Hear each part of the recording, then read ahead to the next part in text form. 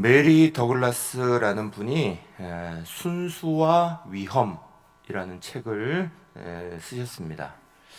이 책은 순수한 것과 불순한 것, 그러니까 깨끗한 것과 더러운 것이라는 개념을 이렇게 설명합니다. 그러면서 그 개념 속에서 사람이 살아가는 문화, 사회 질서 이런 것에 대한 기초적인 개념 이런 것들을 다시 분명하게 명확하게 정립해주는 그런 책이에요. 그래서 거기에는 보면 어떤 것이 더러운 것이냐 이런 것에 대한 것들이 이렇게 써 있습니다. 그래서 더럽다, 더러운 것은 이렇게 정의를 내려요. 제자리에 있지 않는 거다. 제자리에 있어야 되는 게 제자리에 있지 않은 것이면 더럽다라는 생각이 드는 거다. 이게 무슨 말이냐? 예를 들면 이런 거예요. 신발이 만약에 우리가 들어가는 현관 그 자리에 탁 놓여 있거나 신발장에 딱 들어가 있으면 신발이 더럽다 이렇게 생각이 들지 않는다는 거예요. 그런데 그 신발이 내 밥상 위에 탁 올라와 있다. 그럼 사람들이 이거 왜 여기다 올려놨어? 더럽네? 이런 생각이 든다는 거예요. 하다못해 새 신발이어도 밥상 위에 턱 올라져 있으면 더럽네 라는 생각이 든다는 거예요. 반대로 밥이 이렇게 밥그릇에 잘 담겨 있으면 깨끗하고 맛있고 좋게 느껴진다는 거예요. 그런데 그 밥을 먹다가 순간적으로 바닥에 떨어지거나 옷에 묻어요. 그럼 그 순간 바닥에 떨어진 밥이 더러웠다 이렇게 느껴진다는 거예요. 밥풀이 옷에 묻어 있으면 그 순간 더럽다 이렇게 느껴진다는 거예요. 그래서 더러워졌다라는 개념은 자기 자리에서 떠났다, 자기 자리에 있지 않다 이런 개념이다 이렇게 설명을 하는 거예요. 마땅히 있어야 될 자리를 벗어났다. 오늘 본문에는 하나님이 아담을 찾으시면서 물으십니다. 네가 어디 있느냐? 물으시는 이야기가 나타나고 있습니다. 왜 찾고 계실까? 왜 부르시고 계실까? 우리는 오늘 생각해 봐야 됩니다. 어느 기독교 저널에 이런 글이 실렸습니다. 인생에는 중요한 몇 가지 질문이 있는데 비슷하지만 다르다는 거예요. 첫째는 왜 인생이 불행한가? 둘째는 왜 인생에게 행복이 없는가? 세 번째는 왜 인생의 참된 행복은 어디서 오는가? 이 세 가지 질문이 비슷한 것 같은데 다 답이 완전히 다르다는 거예요. 첫 번째 질문인 왜 인생이 불행한가? 이건 믿지 않음으로 말미암는 질문이라는 거예요. 하나님이 없는 것으로 말미암는 질문이라는 거예요. 오늘 창세기 3장 9절에 있는 것처럼 사람이 하나님을 떠남에서부터 시작된 질문, 왜 인생이 불행한가? 하나님이 없는 인생에 이 질문이 들어오기 시작한다는 거예요. 두 번째 질문, 왜 당신에게 행복이 없는가? 이 질문은 첫 번째와 비슷한 것 같지만 다르다는 거예요. 이건 구원은 받고 예수님은 알지만 그 확신이 없고 생활이 주님과 함께하는 것이 다르기 때문에 주어지는 질문이라는 거예요. 마치 요한복음 2장에 보면 가나의 혼인잔치에 예수님이 오셨는데 그 집안에 계시죠. 그런데 집주인은 예수님이 그저 그 집안에 와 있는 여러 명의 손님 중에 그냥 이름 모를 손님 중에 한 분인 거예요. 그분이 기적을 일으킬 수 있다는 것도 모르고 그분이 이 혼인잔치를 변화시킬 수 있다는 것도 모르는 그저 여러 명의 손님 중에 하나인 분으로 그냥 와 있는 거예요. 그래서 혼인잔치가 망쳐지는 그 즈음에 다행히 그 자리에 예수의 어머니가 계시고 그 예수를 아무것도 하지 않고 계시는 그 예수님을 독촉해서 이 혼인잔치가 망쳐지는 자리를 완전히 바꿔놨기에 이 혼인잔치가 바뀐 것 뿐이지. 많은 사람들은 예수님을 여전히 자기 인생에서 행복을 찾는 그 주인으로 딱 모시지 않기에 왜 인생에게는 행복이 없는가? 라는 질문을 하고 산다는 거야. 그럼 세 번째, 인생의 참된 행복은 어디서 오는가? 이건 사명을 가지고 있는 사람에게 얻는 답이에요. 하나님이 나에게 주신 목적, 인생의 목적, 우리가 무엇을 위해서 살아야 하고 어떤 인생을 살아야 하고 하나님이 나를 어떻게 창조하셨고 어디를 향해 가야 하는지가 분명해져 있는 사람들, 부르심이 분명하고 달려가심이 분명한 사람들이 이 질문이 답을 얻고 있는 사람들이다. 그래서 사도행전 20장 24절은 이렇게 말씀합니다. 한번 같이 읽으시죠. 내가 달려갈 길과 주 예수께 받은 사명 곧 하나님의 은혜의 복음을 증언하는 일을 마치려 하면은 나의 생명조차 조금도 귀한 것으로 여기지 아니하노라. 아멘. 사랑하는 여러분, 프랑스에서 언제 한번 젊은 사람들한테 조사를 한번 했답니다. 대부분의 사람들이 허무함에 빠져 있고 대부분의 사람들이 뭘 해야 될지를 모르겠고 그래서 방황하는 사람들이 많았답니다. 그런데 그 대답한 사람들 중에 내가 만약 무엇을 위해서 내 인생의 가치를 알고 거기에 할 줄 알겠다면 내가 내 목숨까지도 바치고 달려가기를 주저하지 않겠다라고 말하는 사람이 무려 80%가 넘게 나왔다는 거예요.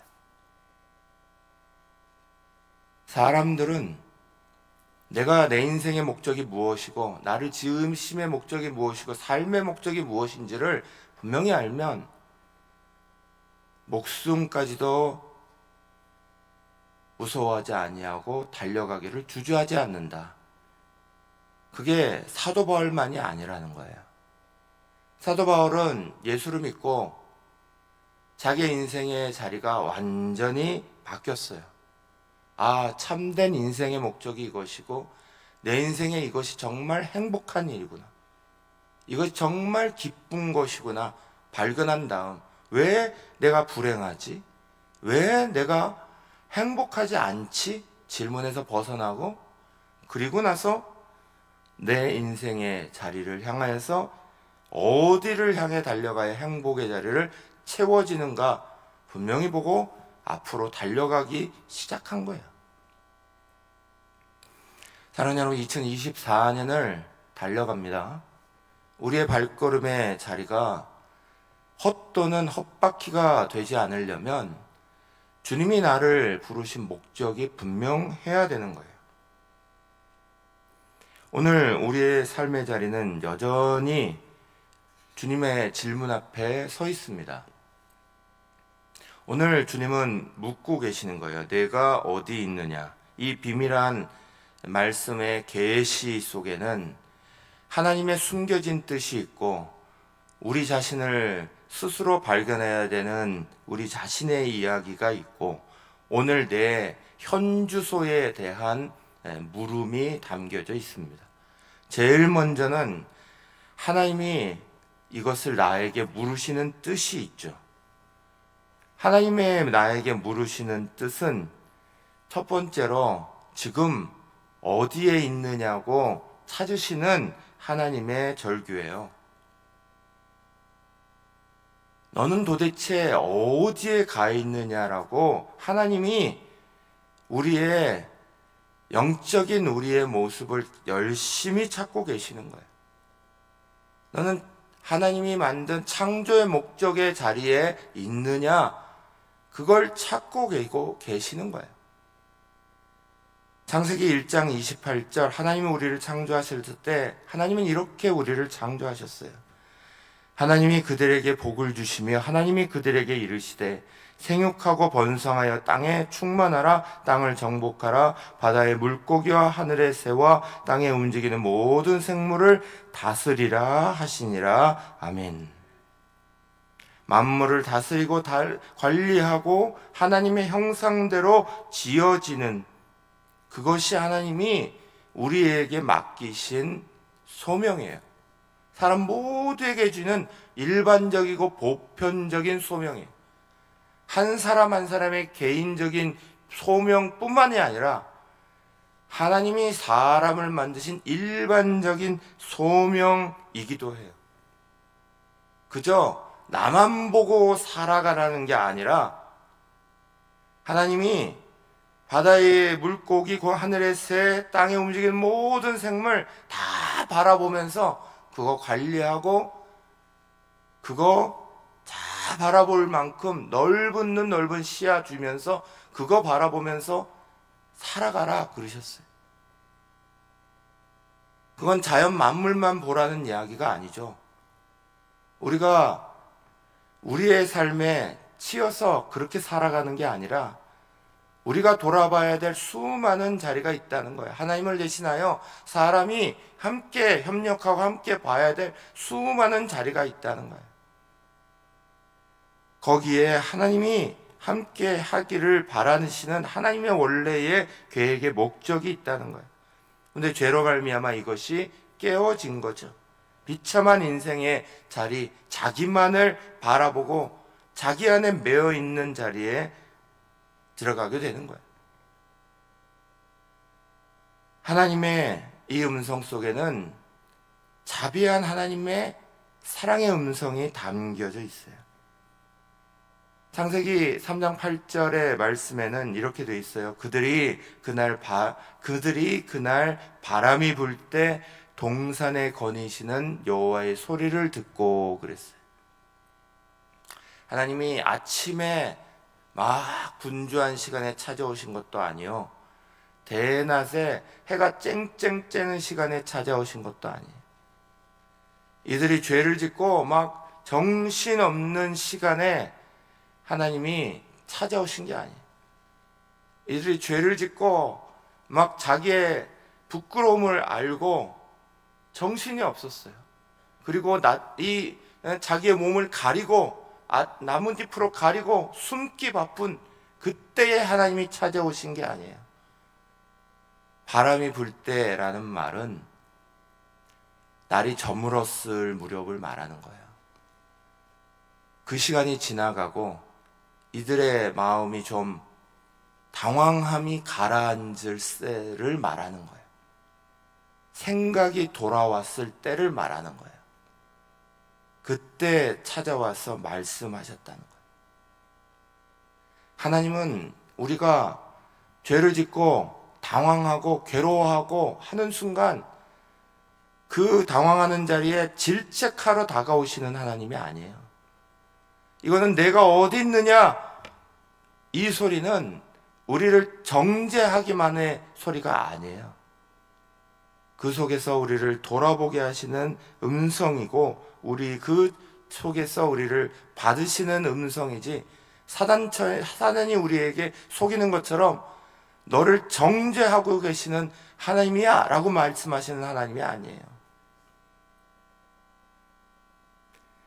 하나님은 우리를, 여기도 마찬가지지만 기독교의 가장 중요한 교리 중에 한 가지는, 세상의 모든 종교는요, 신을 향하여 사람이 찾아가는 거예요.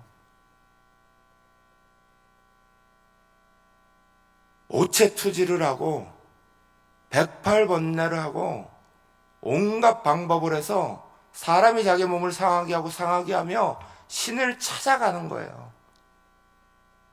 그런데 기독교의 가장 중요한 교리는 우리가 하나님을 찾을 수 없기에 하나님은 우리를 찾아오시는 거예요. 죄를 지은 이 순간도 하나님의 낯을 피해 사람은 숨기 바빴어요. 하나님이 그 거니시는 순간에 다시 오셔서 아담아 네가 어디 있느냐 찾아오고 계시는 순간이에요. 하나님은 우리를 찾아오시고, 하나님은 죄 많은 사람의 자리에게 다가오시는 분이에요. 시편 139편 2절에 4절은 하나님이 이렇게 우리에게 말씀하세요. 주께서 내가 앉고 일어섬을 아시고 멀리서도 나의 생각을 밝히 아시오며 나의 모든 길과 내가 눕는 것을 살펴보셨으므로 나의 모든 행위를 익히 아시오니 여호와여 내 혀의 말을 알지 못하는 것이 하나도 없으시니이다. 아멘. 하나님이 다 알고 계세요. 죄를 짓고 있는 모습도 알고 계시고 보고 계시고, 그럼에도 불구하고 하나님이 그 모습 보면서도 또 찾아오고 계시는 거예요. 그게 하나님이시죠. 사람은 낯을 피하려 하고, 사람은 도망치려 하고, 사람은 숨으려 해도 하나님은 그 자리를 알고 계시면서도 그걸 찾아오시는 거예요. 여러분, 자녀들이 죄 짓는 모습을 보신 적 있으십니까? 자녀들이 잘못하는 모습을 여러분의 눈으로 보신 적이 있으십니까? 저도 아이를 키우다 보니 아이가 제 눈앞에서 잘못하고 제 눈앞에서 거짓을 하는 것들을 제가 듣고 본 적이 있습니다. 그걸 부모의 입장에서 직접 보고 알았을 때 마음이 어땠는지 그걸 경험했던 적이 있습니다. 하나님이 그걸 아시면서도 그 아픈 마음을, 그 화가 나는 마음을 어떠셨을까? 하나님은 그걸 지금도 다 보고 계십니다. 그럼에도 불구하고 가만히 계실 때가 많아요. 기다리실 때가 많아요. 참고 계시는 게 많아요. 하나님은 몰라서 참고 계시는 게 아니에요. 여전히 기다리실 때가 많아요. 그러면서 묻고 계시는 거예요. 네가 어디에 있느냐? 이 말씀은 우리의 위치를 상기시켜 주시는 질문이에요. 네가 지금 어디 있느냐? 사람은 창조 때부터 하나님과 교제하도록 만들어진 존재. 하나님과 함께 할 때 행복한 존재들이에요. 하나님과 교제하면 우리가 행복한 거예요. 여러분, 기도를 깊이 해보셨나요? 기도를 깊이 하면 괴롭고 힘든가요? 아니에요. 기도하면 정말 가벼워져요. 예배를 깊이 드려보셨나요? 그건 무거워지는 게 아니에요. 가벼워져요. 찬양을 깊이 드려보셨나요? 그건 정말 가벼워지는 거예요. 무거웠던 것들이 가볍고 쉬워져요. 그래서 주님 말씀하셨어요. 내가 주는 멍에는 쉽고 가벼운 멍에라고 그러시는 거예요. 의무감으로 드리는 예배, 의무감으로 드리는 기도는 우리 가운데 정말 무거워요. 근데 주님과의 깊은 은혜는 드리면 드릴수록 내가 가볍고 쉽고 힘이 나는 거예요. 주님과 교제하면 정말 하면 할수록 힘이 나는 거라고. 우리는 원래 그렇게 지어진 거예요. 그런데 그것이 단절되면 될수록 우리의 마음이 힘들어지는 거예요. 죄는 우리와 하나님의 사이를 딱 가로막고 있어요. 그때부터 하나님의 사이를 딱 가로막고 그 하나님의 사이에 나에서 우리를 힘들게 만들고 있는 거예요. 사랑하는 여러분, 세상의 모든 만물보다 사람을 만드실 때 가장 멋지게 만들어 놓으셨어요. 그래서 성경은 그것을 하나님의 형상대로 만드셨다, 그렇게 표현한 거예요. 그건 지혜와 지각과 건강과 모든 면에서 제일 좋게 만드셨다는 이야기. 그 이상의 뭔가를 요구한다는 건 그건 탐욕이에요. 하나님이 세상의 모든 만물을 지으시고 그 모든 만물에 가장 좋은 존재로 만들어 놓으신 그 존재가 사람이에요. 그래서 6일 동안 다 만드신 그 정점에 만들어 놓으신 그것이 사람이에요. 아담이 거기에서 뭔가를 더 요구하는 것이 탐욕이에요. 그런데 그 아담이 뭔가를 더 요구했어요. 그게 교만이었죠. 하나님과 같이 된다는 거예요. 잠언 18장 12절은 그래서 말해요. 사람의 마음의 교만은 멸망의 선봉이요 겸손은 존귀의 길잡이니라 그래요. 로마서 12장 3절도 말씀해요. 내게 주신 은혜로 말미암아 너희 각 사람에게 말하노니 마땅히 생각할 그 이상의 생각을 품지 말고 오직 하나님께서 각 사람에게 나누어 주신 믿음의 분량대로 지혜롭게 생각해라 그러셨어요. 모든 사람에게는 은사와 직분과 그 믿음의 분량이 있다는 거예요. 하나님이 거기에 따라서 받아들이게 하시고 하는 것들이 우리에게 주신 은혜라는 거예요. 이걸 넘었던 아담이 행복했나요? 행복하지 않아요. 오히려 탐욕이 교만해지고 죄를 짓고 그 결과가 나무를 관리해야 되는 사람이 나무 밑에 숨었어요. 나무의 관리자가 나무 밑에 숨어서 나무의 도움을 받고 있는 거예요. 비참한 존재로 전락하는 거예요. 만물의 영장이 오히려 그 나무 밑에 숨어 있는 존재로 전락하는 순간이 되는 거예요.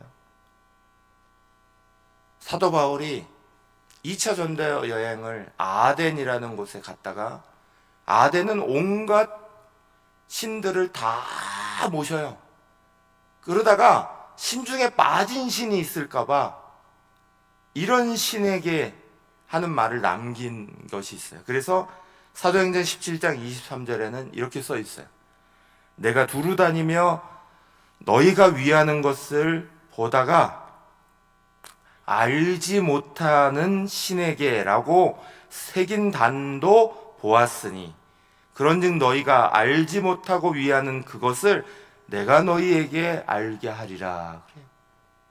사람이 만물을 다스리고 만물을 관리하는 그 목적을 지니고 창조된 사람이 만물을 관리하고 다스리는 것은 다 팽개치고 오히려 그 밑에서 그걸 숭배하는 존재로 바뀌어서 그걸 우상으로 섬기는 것도 모자라서 이제는 그 중에 하나 빠졌을까봐 알지 못하는 시계에게라고 써붙여놓고 그것까지도 섬기고 있다는 거야.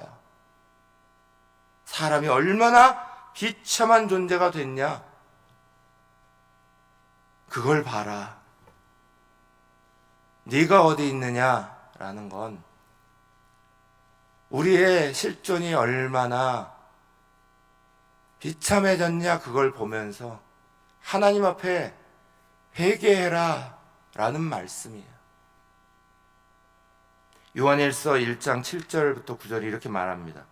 그가 빛 가운데 계신 것 같이 우리도 빛 가운데 행하면 우리가 서로 사귐이 있고 그 아들 예수의 피가 우리를 모든 죄에서 깨끗하게 하실 것이요 만일 우리가 죄가 없다고 말하면 스스로 속이고 또 진리가 우리 속에 있지 아니할 것이요 만일 우리가 우리 죄를 자백하면 그는 미쁘시고 의로우사 우리 죄를 사하시며 우리를 모든 불의에서 깨끗하게 하실 것이요 아멘. 이 질문은 오늘 사는 우리에게도 오늘의 현주소를 묻는 질문이에요. 오늘 우리의 현주소. 어떤 사람은 여전히 아담과 같이 죄 중에 현주소를 두고 있는 사람도 있어요. 그리스도인이지만 죄 중에 현주소를 두고 있는 사람은 창세기 3장 8절과 같아요. 그들이 그날 바람이 불 때 동산에 거니시는 여호와 하나님의 소리를 듣고 아담과 그의 아내가 여호와 하나님의 낯을 피하여 동산 나무 사이에 숨은지라. 하나님의 음성이 들리고 하나님의 은혜가 다가오는 것을 느끼면 피하려 하는 사람은 여전히 마음이 죄 중에 있기 때문에 그래요. 소돔에 거하는 롯은 행복하지 않아요. 롯은 하나님을 알았지만 소돔에 거해서 절대 행복하지 않았어요. 사사였던 삼손은 들릴라의 품에 안겨서 잤어요. 그 안에서 행복했을까요? 그렇지 않아요. 요나는 선지자였지만 불순종하며 다시스로 가는 배를 탔다고요. 그 길이 행복하고 평안한 길이었을까요? 그렇지 않아요. 여러분, 그리스도인들이라고 하나님 말씀에 순종하고 하나님의 법 안에만 있는 게 아니에요. 그 길, 다른 길로 가는 이들이 성경에도 많이 있어요. 낯을 피하는 사람들이 많이 있어요. 그 길, 좋은 길, 평안한 길이 아니에요. 현주소가 불분명한 사람도 많이 있어요. 여긴지 불분명한 사람이 있어요. 성경에 보면 회색지대에 있는 사람이 있어요. 사도행전 20장에 보면 유두고라는 청년이 나옵니다. 20장 9절이에요. 유두고라는 청년이 창에 걸터 앉아 있다가 깊이 졸더니 바울이 강론하기를 더 오래 하매 졸음을 이기지 못하여 3층에서 떨어지거늘 일으켜 보니 죽었는지라. 여러분, 드로아라는 성에 바울이 전도를 막 하고 가다가 여기서 집회가 시간이 급해서 오랜 시간을 더 하게 됐어요. 그런데 다락방에 이렇게 모여서 막 집회를 하게 됐는데 유두고라는 청년이 여기 말씀에 있는 것처럼 어디에 앉아 있었냐? 창에 걸터 앉아 있었어요. 깊은 밤중에 하는데 드로아 항구 있는 도시야. 밖에 불빛들이 보이고 쾌락의 자리가 밖에 보여요. 안에는 말씀이 막 길어지고 있고, 여기 보이고 여기 보이고, 말씀에 집중할 때는 천국 시민처럼 보이고, 창을 통해 밖을 보면 세상에 보이는 거야. 세상도 보이고 여기도 보이고, 집중하지 못하고 있다가 꾸벅꾸벅 졸게 됐어요. 그 말씀이 더 깊어지니까 완전히 깊은 잠에 빠져서 걸터 자던 그 자리에서 뚝 떨어져서 죽게 된 거예요. 근데 다행히 이 이야기는 바울이 죽은 그 청년을 다시 살려주게 돼요. 그래서 이 이야기는 해피엔딩으로 잘 마무리 지어지는, 그냥 위로받는 것으로 끝나는 이야기로 끝나지만, 이 청년은 깊은 밤 사람들은 다 하나님의 말씀에 집중하고, 바울이 다음 날이면 다른 곳으로 떠나야 되기 때문에 말씀 하나라도 더 듣겠다 하는 순간, 이는 그 창에 걸터 앉아 바깥 세상과 여기와 왔다 갔다 그러다가 깊은 잠 들어버리고. 사랑하는 여러분, 이 자리도 아니고 저 자리도 아닌 자리에 우리의 자리를 만들어 놓으면 안 되는 거예요. 소속이 불분명하고 이것도 아니고 저것도 아닌 말씀을 계시록 3장 10절은 분명히 말해요. 내가 내 행위를 아노니 내가 차지도 아니하고 뜨겁지도 아니하도다. 내가 차든지 뜨겁든지 하기를 원하노라 그랬어요. 소속이 십자가 앞에 분명한, 그리스도 안에 분명한 사람들이 있어요. 거지 맹인 바디메오, 그는 세상에선 참 불행한 것처럼 보여요. 하지만 마가복음 10장 50절에 보면 예수님이 딱 부르시니까 이렇게 했어요. 맹인이 겉옷을 내버리고 뛰어 일어나 예수께 나오거늘 그래요. 자기 인생의 자리는 불행해요. 그러나 주님이 지나가시는 소식 듣고 주님 하니 주님이 내게로 나오라 하는 소리만 듣고 자기의 겉옷이란 자기가 가지고 있는 모든 전세산이나 마찬가지예요. 버리고 뛰어 일어나 예수께로 나오거늘이에요. 맹인이 어디를 향해 가야 될지 어떻게 알아요? 근데 그 소리 들리는 쪽으로만 뛰었다는 거예요.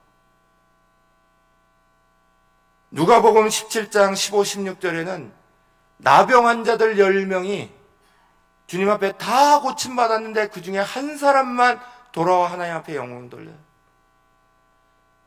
그 중에 한 사람이 자기가 나은 것을 보고 큰 소리로 하나님 앞에 영광 돌리며 돌아와 예수의 발 앞에 엎드려 감사하니 그는 사마리아 사람이라.